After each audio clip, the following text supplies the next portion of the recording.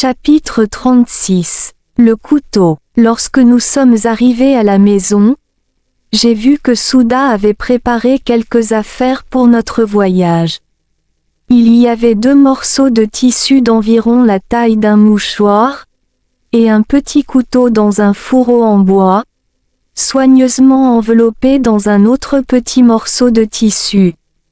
Je ne pouvais pas emporter mon sac à dos pour ce voyage car le rouleau de papier était déjà assez lourd.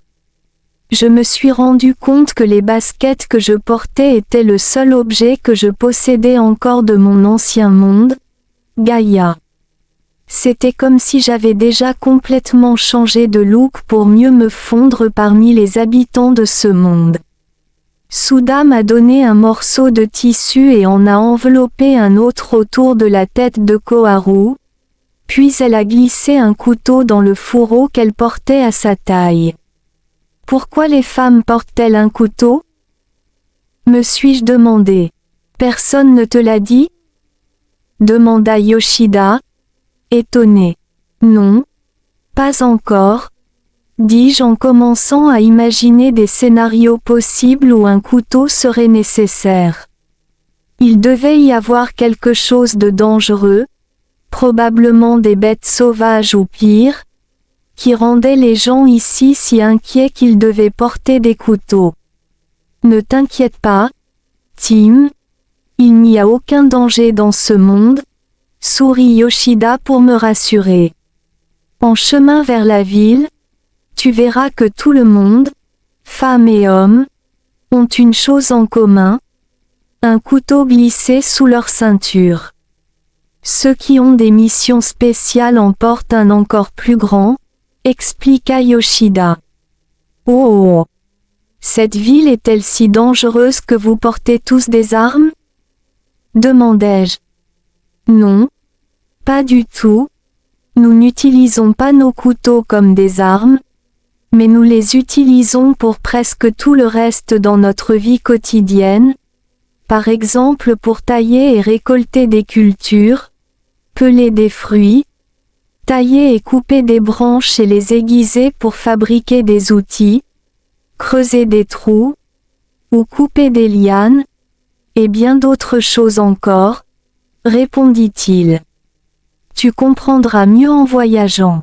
Oh, au fait, le grand-père de Koharu est l'un des meilleurs forgerons de la région. Sa maison se trouve sur le chemin de la ville. Si tu ne prévois pas d'aller en ville aujourd'hui, laisse Koharu t'y emmener d'abord et reste pour une nuit. Peut-être pourras-tu même choisir un couteau pour toi, dit Yoshida. D'accord, répondis-je. Pendant que Yoshida parlait des couteaux, je remarquai que les 2 femmes portaient aussi un couteau sous leur ceinture, seulement celui de Souda était légèrement plus petit et plus fin que celui de Yoshida. Partons maintenant pour que nous puissions arriver à temps pour le déjeuner chez grand-père, dit Koharu avec enthousiasme. D'accord, ma chérie, et veille sur Tim, dit Souda, et je trouvais cela un peu étrange de demander à une petite femme de prendre soin d'un homme comme moi. Ne vous inquiétez pas pour moi, dis-je rapidement à Souda. Koharu serra ses parents dans ses bras, puis se tourna vers la porte. On y va. Koharu fit un signe de la main à ses parents. Au revoir, et à bientôt, Yoshida et Souda, dis-je avant de suivre Koharu à l'extérieur. Nous nous dirigeâmes vers le nord. En fait, il n'y avait qu'une seule route à emprunter. Je remarquai que cette partie du chemin était très bien entretenue et plus large que celle d'hier. Ce chemin était caché dans une forêt dense et bordé de grands arbres tout au long du trajet. Mes sentiments à l'égard du voyage avaient radicalement changé depuis hier. Un jour auparavant, j'étais rempli de peur de l'inconnu. Mais aujourd'hui, je savais exactement où aller, qui rencontrer, et surtout, j'étais accompagné de la femme que j'aimais, qui remplissait mon cœur de joie. Je commence à aimer ce monde, dis-je à Koharu après avoir marché un moment.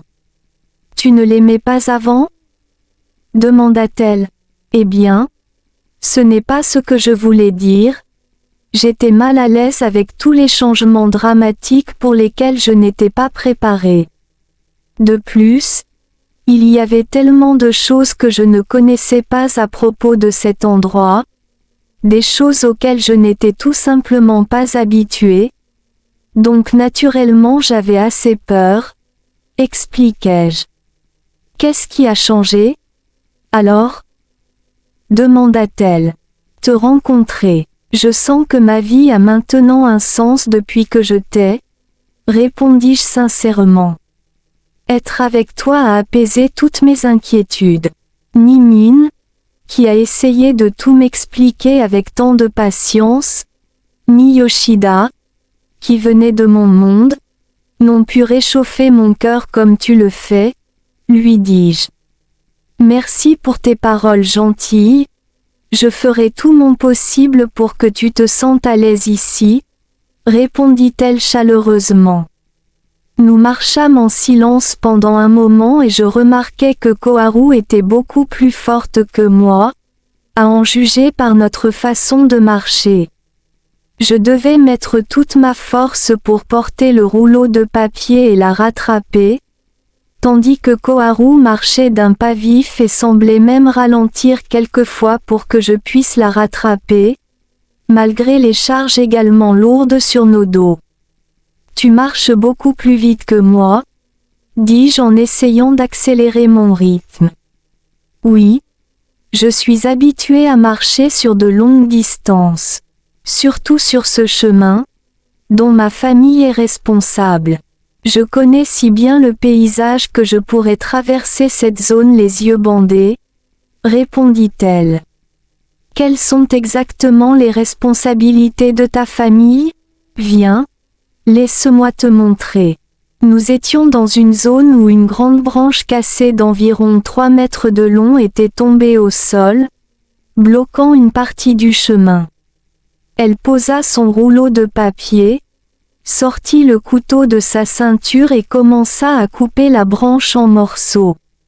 Elle se servait très habilement du couteau, et bientôt, la grande branche fut soigneusement découpée en petits morceaux et empilée, prête à être utilisée comme bois de chauffage. Oh, waouh, tu es vraiment doué pour ça, la complimentai-je. Je le suis, répondit Koharu avec fierté. Notre devoir est de nous assurer que ce chemin est dégagé, que les bords sont en bon état et que les arbres sont bien taillés pour une croissance optimale. Devons-nous faire cela pendant tout le voyage? Demandai-je. En fait, nous le faisons partout où nous passons. La zone dont nous sommes responsables est un paramètre qui nous a été attribué, donc nous savons comment l'appeler, un peu comme le nom des routes ou des districts dans ton monde. En moyenne, chaque famille prend soin d'une zone de 10 à 20 km², répondit-elle. Qui détermine qui est responsable de quelle zone? Demandai-je. Personne. Nous nous mettons d'accord entre nous, répondit-elle. Donc, si nous ne le faisons pas, personne ne viendra nous punir, n'est-ce pas? Demandai-je. Bien sûr que non, répondit Koharu avec un sourire. Eh bien, dans ce cas, nous n'avons pas besoin de nous sentir responsables de cette zone, n'est-ce pas? Je veux dire, nous n'avons pas besoin de travailler, n'est-ce pas? Dis-je. Nous choisissons tous de le faire, plutôt que de ne pas le faire. Qu'est-ce que nous en retirons alors? Insistai-je. Rien, répondit-elle en soulevant le rouleau de papier sur ses épaules et en recommençant à marcher. Rien, dans ce cas, il n'y a pas besoin de le faire, n'est-ce pas? Conclus-je et me dépêchai de la rattraper.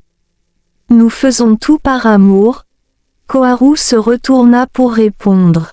Je ne comprends pas. Comment cela est-il lié à l'amour? Demandai-je. Même si ce monde partage de nombreuses similitudes physiques avec le tien, notre attitude envers la façon dont nous vivons nos vies est très différente. Ici, nous croyons tous que chaque action entreprise dans la vie, qu'elle soit utile pour nous ou pour les autres, doit être faite de manière altruiste. Nous n'avons pas besoin de promulguer des lois ou des règlements, ni d'offrir des récompenses pour ces bonnes actions. Cette attitude est la base de notre société. Il n'y a pas une seule personne ici qui ne pense pas de cette manière, répondit-elle. Que se passe-t-il si quelqu'un ne le fait pas? Qu'arriverait-il? Il ne se passe rien. Cela signifie qu'il doit y avoir une meilleure raison pour que la personne ne le fasse pas. J'essaie de comprendre, mais c'est vraiment difficile, dis-je. Pour vraiment comprendre, tu devras peut-être d'abord comprendre son origine et d'où vient cette attitude, dit Koharu en accélérant un peu le pas. Son origine, qu'est-ce que c'est?